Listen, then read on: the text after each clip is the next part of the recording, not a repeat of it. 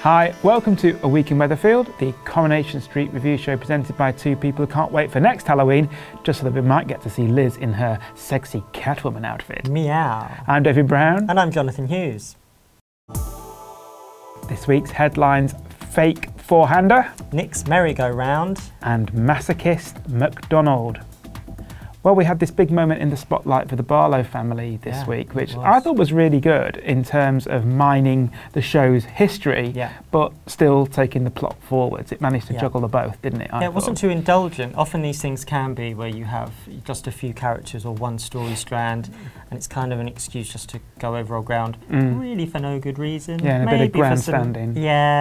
Maybe Soap Awards time, that NTA time, but I thought it was really interesting. I thought it was really emotional. And like you say, it moved it forward. It was very in context why Ken was talking about, you know, Valerie after 40, 50 years and why all these things were cutting about Peter's childhood. It was all relevant to Daniel and Sinead's plight. So, yeah, great writing. And it's also kind of amazing that they've kept Ken in continuity for 60 years, really, because throughout all this time, he has been a terrible father. He has been unfaithful several million times. Exactly. So he's actually a waste of space. But we love him. He's a soap icon, and he's a really terrible person. But it's true that that through line was there.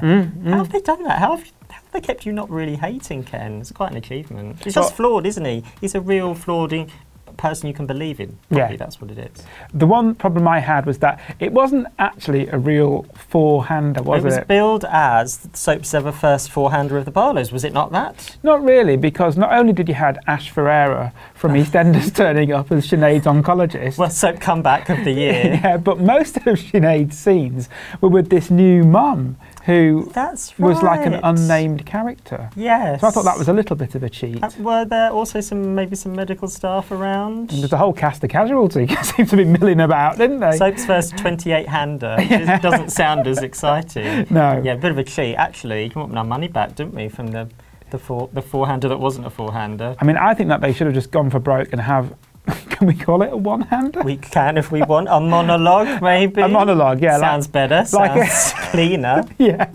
Just featuring Ken, surrounded by all these photographs that he has of dead people. Everyone's dead in those pictures. Yeah. Deirdre, Blanche, Albert Tatlock. I think the Albert Tatlock ones had to go to make room for the other dead people. Ken's just outlived them all, isn't he? Yeah. And also, and this is the other thing about the four-hander, like, it was great to revisit Ken's past, but where do you start? Where do you stop? It didn't even mention Baldwin, did he? Baldwin! Baldwin! Yeah. That's a whole other 30-minute. That's the monologue. You want him to be holding a picture of Baldwin to get so angry that the glass shatters.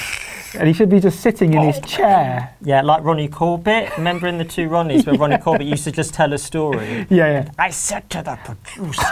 And he would then tell us a story about Ken's life. Yeah. Yes, so not the one-hander, the monologue. The monologue. In stores for Christmas, please, Corrie. I'd buy that. One other welcome plot line that we had is Nick embedding himself further onto the street. How much are we loving Nick being back? Really, really good, because he seems like an all new, mature Nick, doesn't he? And he's kind of a little bit more world-weary. Yeah. And the fact that he's now surrounded by all the key players really helps, doesn't it, I think? I think you've got Nick and Leanne, Carla and Peter. Over the last few years, you know, some of those characters have been and gone, but like you say, everyone's in place now, and it feels quite good. And again, like the Barlows thing, this is Corrie history being mined, but also we're looking forward. Like Nick Tilsley, Peter Barlow, they were born and raised on the street. You know, you've been watching it for all these years. We've grown up with those characters. Leanne's been in it 20-odd years. Carla's like sort of 10 years at least. So all that history is very nicely played into, I thought. And you kind of thought the way that Nick and Carla were interacting, that they just needed to get this scene out of the way. Both needed to acknowledge each other's presence. Yeah, quite subtle, isn't it? And I thought, oh, they just need to say hello to each other and then move on to the next thing. But no, it turned out that Nick was going to be the secret buyer at the factory, and I thought that was a really nice way to kind of pull the rug out from under Carla. It was, it was very effective, I thought. Do you think that means Nick and Carla are now going to give it another go because they're going to be working together? Peter don't want to work with Carla anymore. What do you think? Who belongs together in that foursome, in that kind of, they've all been married to each other and whatever? I think that Nick and Leanne should be together, because I kind of Yes. hark back to the Adam Rickett days almost, and they were like childhood sweethearts. Do you hark back to Adam Rickett's pop career as well? Oh yeah, constantly. Yeah. It's on my On your it's on my phone. Spotify. Yeah, it really is. Yeah. I breathe again. And I think that Peter and Carla make for a good couple, because they're like Maddie and David are moonlighting. Fine, Yeah. slam door, Taylor off they go. Burton's. Very good. Yeah, that's true. Do you agree? I sort of do, but I have a real soft spot for Leanne and Peter being a couple, because I thought it was really believable. It was heartbreaking how Leanne just tried and failed at the time to save Peter from himself at the height of his alcoholism. I don't know, I feel like there was more to explore with Leanne and Peter. I feel like they like a Ken and Deirdre, like they're the kind of the safe option every few years, but actually they're always going to have a wandering eye. I don't know. I like Leanne and Peter was underrated, I think, because everyone remembers Carla Peter fireworks, but Leanne's, slept with most men in the street, so she could always go back to everyone else. Including our last subject tonight, Steve MacDonald, Yes, who indeed. was back from holiday. I didn't understand why that little girl Dropped her ice cream. and was so scared of Steve. Why was she so angry? Maybe she feared one day she might be the next Mrs. MacDonald, because he is a serial marrier. I don't Didn't know. look that scary though, I don't did think he? he looked that scary. No scarier than us. No, And maybe it's like a Halloween reference. I don't know. it wasn't played like that. Maybe because it suddenly got really cold. He was in shorts, wasn't he? Maybe the Yeah. little girl was scared he would get a chill. Yeah, but he stayed in that outfit all day, despite having access to clothes, presumably.